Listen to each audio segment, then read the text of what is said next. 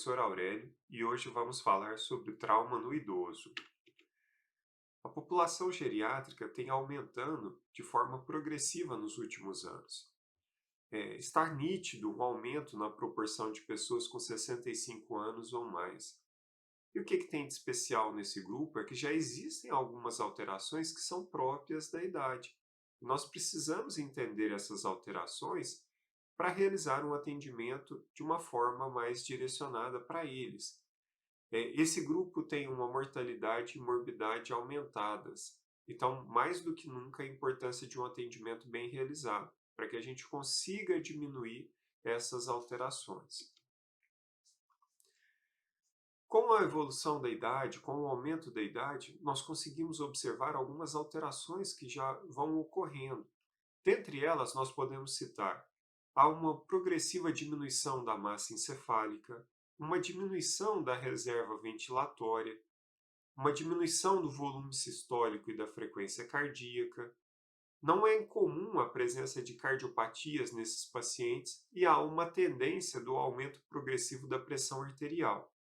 Há uma diminuição da função renal e já começam a aparecer alterações do equilíbrio e da marcha, com dificuldades de locomoção e uma suscetibilidade maior, por exemplo, a quedas.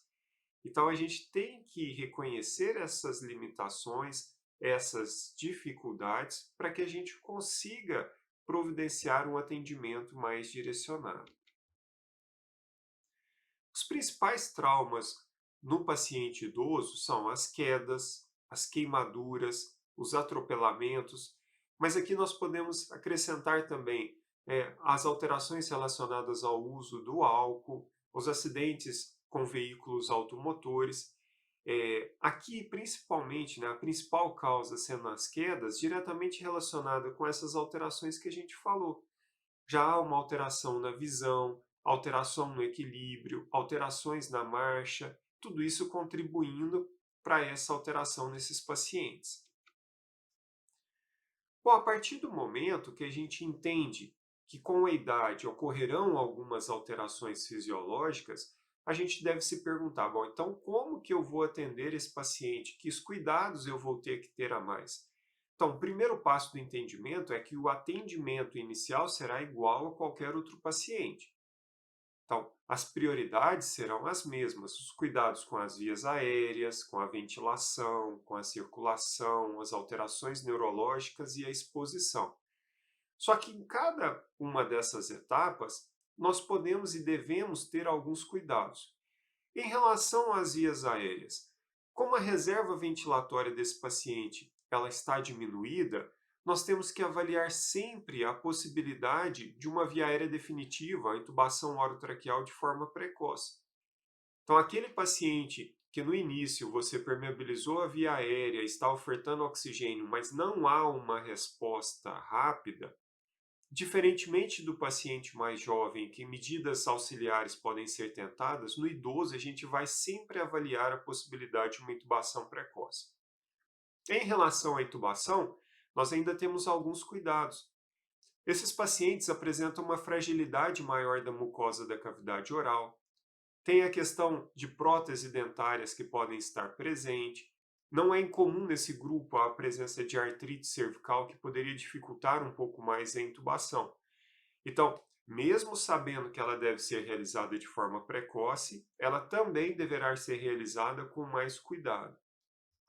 Em relação à oferta de oxigênio, eu acho que não há dúvida que vai ser necessário. Só que são pacientes que não é incomum a presença de alterações pulmonares crônicas.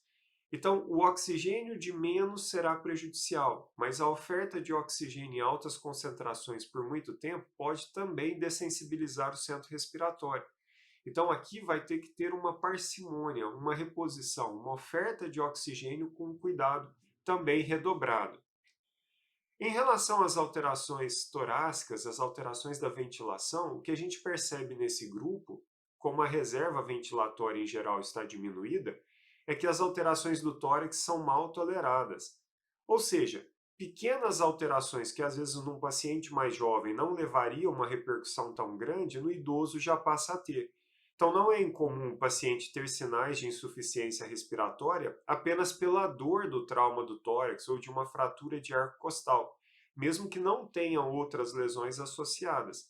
Então, a questão de analgesia e de um suporte clínico de uma forma otimizada será imprescindível para esses pacientes. Em relação à reposição volêmica, ela será feita como qualquer outro paciente, mas a gente tem que ter alguns cuidados. Nós observamos nesses pacientes e que já podem ocorrer de forma crônica algumas alterações, como a diminuição da frequência cardíaca, o aumento progressivo da pressão arterial, né? Não é incomum nesses pacientes o uso de medicações como beta-bloqueadores, catecolaminas, anticoagulantes. Então, são medicamentos que podem interferir na interpretação desses sinais. Então, no paciente idoso, pode ser que ocorra uma dificuldade na avaliação, no diagnóstico do choque hipovolêmico de uma forma precoce. Então, a gente tem que trabalhar com essa possibilidade, tem que estar com isso em nossas cabeças, para a gente lembrar de uma forma mais efetiva. Também nesses pacientes podem ocorrer a presença de cardiopatias, de arritmias que podem interferir no cuidado da reposição volêmica. E aqui entra uma outra questão. Essa reposição volêmica vai ter que ser feita também com cuidado. A quantidade maior de volume sendo dado de forma rápida para esse paciente pode ser mal tolerada também. Então, nós temos que hidratar sim, mas com mais cuidado, com mais reavaliações, lembrando desse contexto como um todo. Da parte neurológica, esses pacientes podem apresentar hematomas de forma aguda, mas também de forma crônica. Como ocorre uma diminuição da massa encefálica com o passar do tempo, ocorrerá um espaço maior, que caberia mais volume. Então, não é incomum o paciente ter um trauma e manifestar alterações neurológicas algum tempo depois. Então, é uma outra atenção que a gente tem que ter. O uso de anticoagulantes, de antiagregantes pode favorecer o surgimento dos hematomas também, que é algo que a gente tem que levar em consideração. Com o avançar da idade, esses pacientes apresentam uma sensibilidade maior à hipotermia. Então, medidas de controle da hipotermia deverão ser realizadas de forma mais efetiva. E há um aumento do risco de infecções, o que também nós devemos levar em consideração.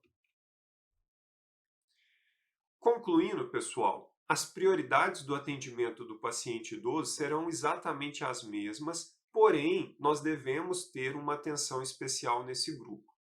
Lembrar que as reservas como um todo, as reservas fisiológicas estão diminuídas em todos os sistemas.